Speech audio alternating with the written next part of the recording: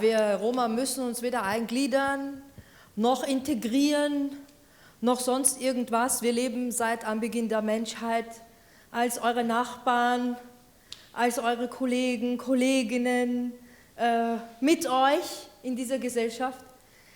Ich finde es deswegen immer wahnsinnig schwierig, wenn man von Eingliedern und Integration spricht.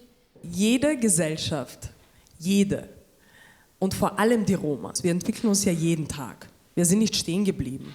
Man glaubt immer, wenn man über Roma redet, dass wir stehen geblieben sind im 14. Jahrhundert. Wie auch Gilda erwähnt hat, wir sind über 600 Jahre hier in Europa. Wir haben Europa mitgegründet, mitgestaltet, mit aufgebaut. Wir werden seit 300 Jahren mit Fake News versorgt, was Roma und Sinti betrifft. Ja, und insofern, ich bin nicht der Mehrheitsgesellschaft böse, ich bin nicht den Medien böse. Niemandem bin ich böse, aber es wird einfach Zeit, dass wir aufhören mit so einem Blödsinn. Es ist auch wichtig zu sagen, dass eben zu diskriminieren, das lernt man. Das ist jetzt nicht von Natur gegeben, zu diskriminieren. Das lernt man zu Hause meistens. Problematisch wurde das erst in der Schule, als ich dann mal gefragt wurde, was ich bin. Ich habe dann natürlich gesagt, ich bin Sinti, weil ich kannte zum Beispiel auch den Z-Begriff überhaupt nicht von zu Hause aus, so haben wir uns nie genannt.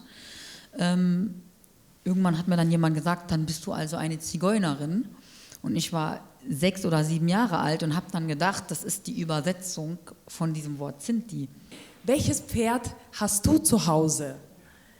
Und ich bin noch nie auf einem Pferd gesessen. Und man hat auch angenommen, dass ich keine Wohnung habe, sondern man hat mich gefragt, wo ist denn dein Wohnwagen? Ich war noch nie in einem Wohnwagen drinnen. Lauter solche Dinge. Also man geht in die Schule und man wird gefragt, woher man kommt, und ich antworte dann, damals zumindest noch als Jugendliche naturgemäß, ja, ich bin Wienerin. Und dann hören die Leute aber nicht auf zu fragen, sie hacken nach.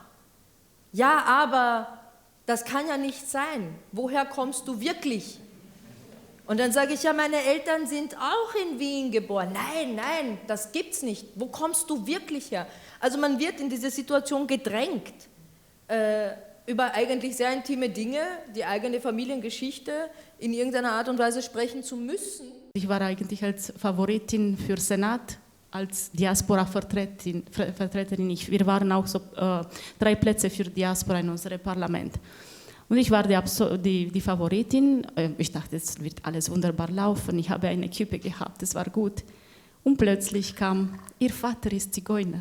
Und die, denen es gut geht, die gebildet sind, die Akademiker sind, die sagen das oft nicht, weil sie Angst haben, ihre Identität überhaupt preiszugeben, weil sie sonst natürlich mit den Konsequenzen leben müssen, wie Job verlieren oder dass sie stigmatisiert werden, also angezeigt werden, dass sie etwas gestohlen haben vielleicht, was sie gar nicht getan haben. Aufgrund der starken Diskriminierung und der Angst vor Ablehnung trauen sich viele nicht, sich sichtbar zu machen.